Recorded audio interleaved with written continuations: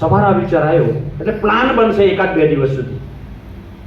હવે ચોર પણ બી હાંજ પડે ઊંઘતો તો હોય ને 10 વાગે એટલે હાલો હા વિચાર કરતા આખો દિવસ એમના દિમાગમાં આ બાબતે વિચાર ચાલ્યા. શું લાવીશું તો લોક તોડીશું, કેવી રીતે જયમીનભાઈના ઘરે પહોંચીશું, દરવાજો કેવો છે, કેવી રીતે તોડીશું, ક્યાં આગળ ધન રાખે છે, આ બધું પ્લાન દિમાગમાં ડિઝાઇન તૈયાર થઈ ગઈ. Clear my point?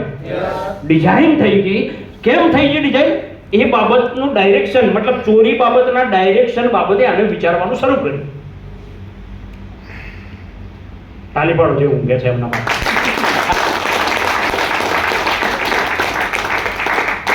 આખી રાત ઊંઘો તો સવારમાં ઉઠીને ઊંઘો લે. આખી રાત ઊંઘે તો સવાર આલશું સમજાઈ રહ્યું બધા કે માણસને ભગવાને ઘડતા ઘડતા આખી જિંદગી ભગવાનની નીકળી ગઈ.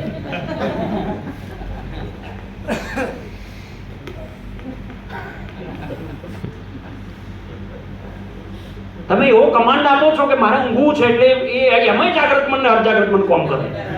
હલો હાથ ઉજાગરા વધે મને ઊંઘ ના આવે. બોલો હું આવો માણસ છું. હાથ ઉજાગરા કેટલા મને ઊંઘ જ ના આવે.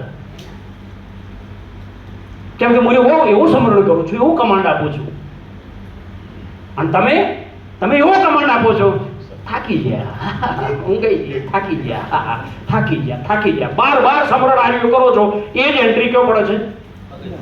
એ જ એન્ટ્રી ક્યાં પડે છે? નહીં સમજ્યા હજી બધા? એ જ એન્ટ્રી ક્યાં પડે છે? અર્ધજાગ્રત મનમાં. થાકી ગયા એટલે તમારું જાગ્રત મન એના ઉપર પ્લાન બનાવે છે. થાકી જાય એના ઉપર. શેના ઉપર પ્લાન બનાવે છે?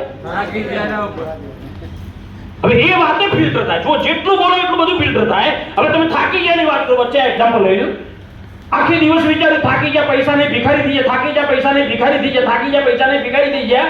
એમ કરતા રાત્રે 9 વાગે ખાઈને સૂઈ ગયા. દિમાગમાં આ વિચાર વારંવાર સમરણ થાય છે. થાકી ગયા, ભિખારી થઈ ગયા, થાકી ગયા, ભિખારી થઈ ગયા, પૈસા નહીં. આ વિચાર સમરણ થતા આખી રાત અહીંયા ફિલ્ટર થાય. હલો અને ફિલ્ટર થતા એ વિચાર ક્યાં જતો રહે?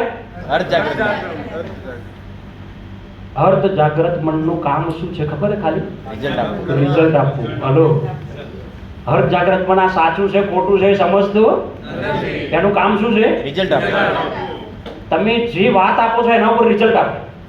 તમે થાકી ગયા, પૈસા નહીં, દુખી થઈ ગયા. હવે આ રિવર્સ ફિલ્ટર થતી વાત અહીંયા પોકે એટલે જાગ્રત મન શું મને? હા મને થાક જુએ. શું જુએ?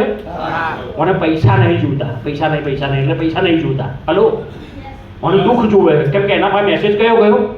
દુઃખનો. કયો મેસેજ ગયો એના પાસે? હવે તમને શું કરશે? પોટલા દુઃખના આવશે. હલો થાક બીજા દાડે તમને આમ નસો નબળી પડી જાય.